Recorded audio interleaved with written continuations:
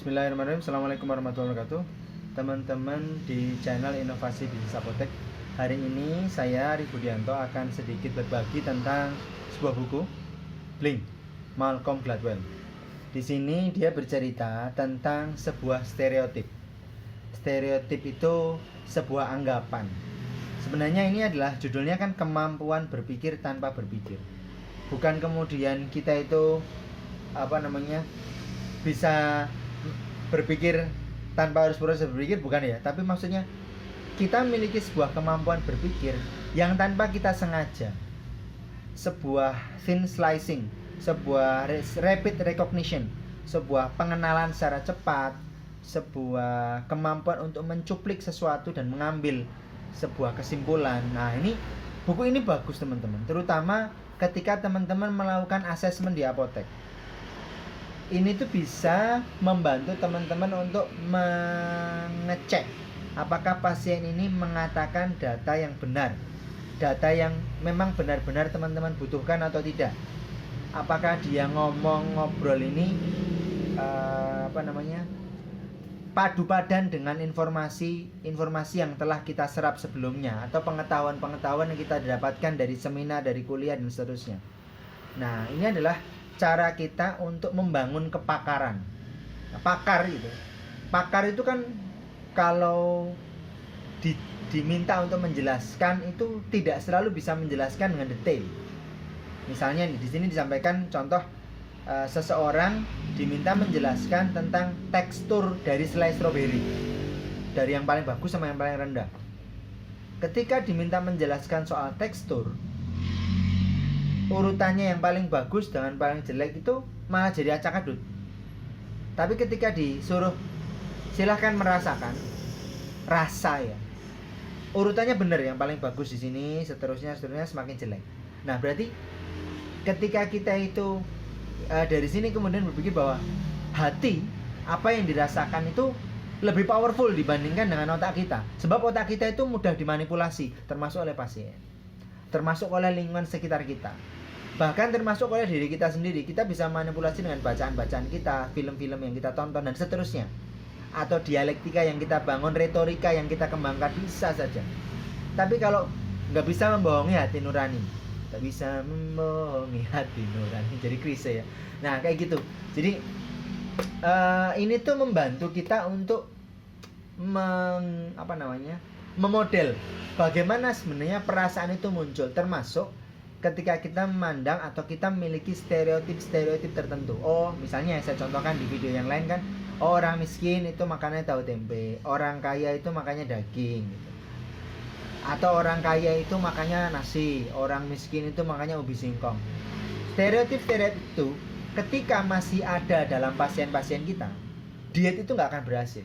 Jadi ini, kalau teman-teman baca, teman-teman juga bisa mendapatkan sebuah cara untuk berkomunikasi dan membantu pasien teman-teman dalam kaitannya menghilangkan stereotip yang ada dalam otak mereka, termasuk stereotip tentang obat-obat. Kan ada ya, teman-teman tuh harus kalau obatnya nggak, pasien kalau obatnya nggak ini enggak gitu. Nah, sedangkan teman-teman punyanya obat-obat tertentu, stok tertentu yang memang tidak ada, atau yang dicari oleh mereka tidak kita miliki. Terus bagaimana cara kita mensugesti bahwa produk yang kita miliki itu dengan kualitas yang sama? Mereka please nggak ngerti soal BABE, bioavailability, bioequivalency. Toh kalaupun mereka mengerti, belum tentu data itu bisa kita sajikan saat itu. Maka dengan kita melakukan assessment dan mengenali mereka, rapid recognition, time slicing, kita bisa membuat sebuah kesimpulan, saran yang terbaik untuk mereka, dan saran terbaik juga buat kita. Artinya sama-sama menang loh.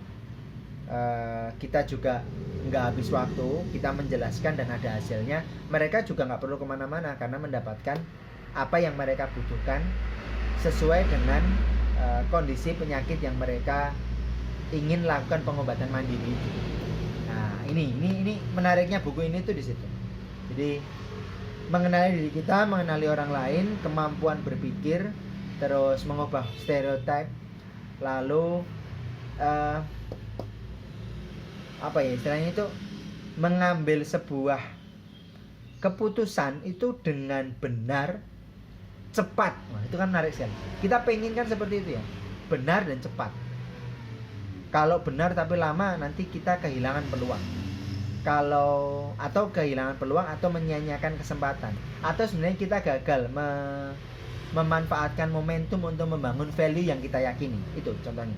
Nah, tapi kalau kita bisa cepat mengambil keputusan dan keputusan itu sudah sesuai dengan value yang kita yakini, dengan rasa yang kita bangun, yang kita olah ya, ke dalam keseharian, itu akan membantu otak kita tidak termanipulasi oleh iklan, oleh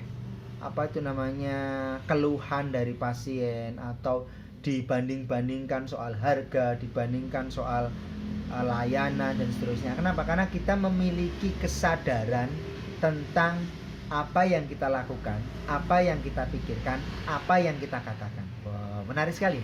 Ini menarik. Ya. Dan